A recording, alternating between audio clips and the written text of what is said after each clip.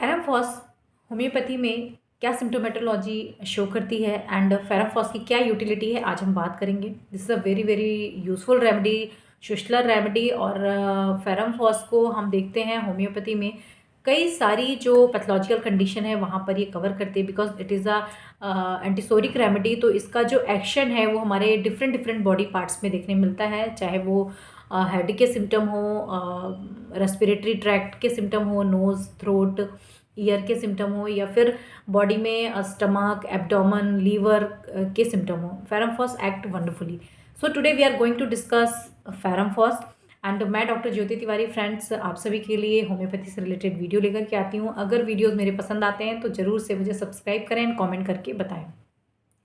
सो सी फेरमफॉस की जो बिगिनिंग होती है, इसका जो डेवलपमेंट है, आप देखोगे एक एक्यूट कंडीशन के साथ अगर हम देखें तो यहाँ पर इन्फ्लामेटरी कंडीशन होती है। कोई भी बॉडी में अगर इन्फ्लामेशन हुआ, कोई एलर्जन आया, उसने बॉडी में अटैक किया और इनिशियल जो इन्फ्लामेशन हुआ उसकी वजह से बॉडी में अगर कोई फीवर डेवलप हुआ, कफ एंड कोल्ड डेवलप हो जाता है, या किसी तरह की एलर्जिक कंडीशन डेवलप हो जाती है रिलेटेड टू बॉडी, चाहे वो रेस्पिरेटरी ट्रैक्ट की एलर्जी है, चाहे वो स्किन की एलर्जी हो, वहाँ पर फेरमफॉस बहुत अच्छा काम करती है।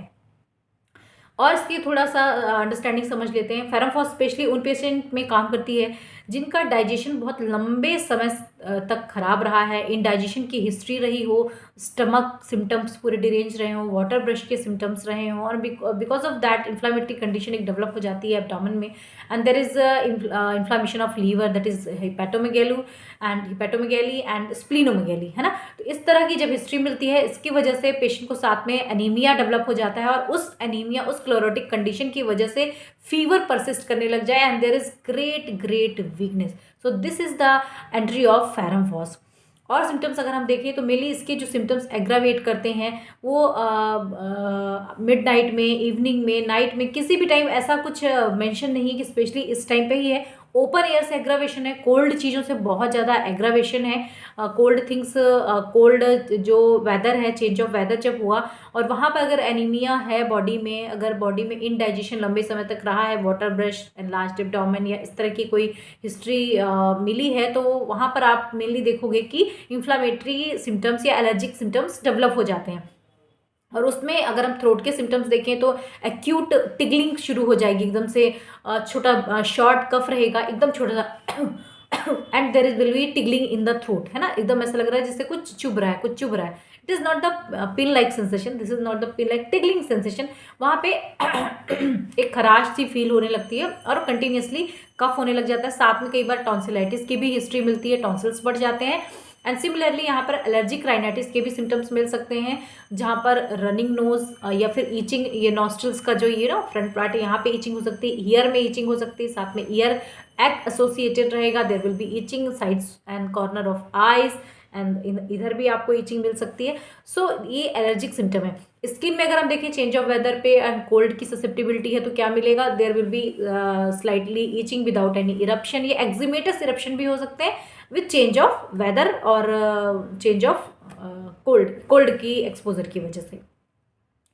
सो फेरमफॉस को मेनली जो इन्फ्लामेटरी कंडीशन है, जैसा कि मैंने आपको बात किया, जो लॉन्ग कंटिन्यूड फीवर रहते हैं, जो बीच बीच में फीवर आते हैं, ब्रोकन फीवर भी जिसने बोलते हैं, या रेमिटेंट फीवर बोलते हैं, कंटिन्यूस फीवर में कई बार ये फेरमफॉस अच्छा एक्शन नहीं करती। और जो रेमिटेंट फीवर है, बार बार आ रहे हैं, उसकी वजह से वीकनेस बॉडी में परसिस्ट करे, वहाँ पर फेरमफॉस के रिजल्ट्स अच्छे देखने मिलते हैं।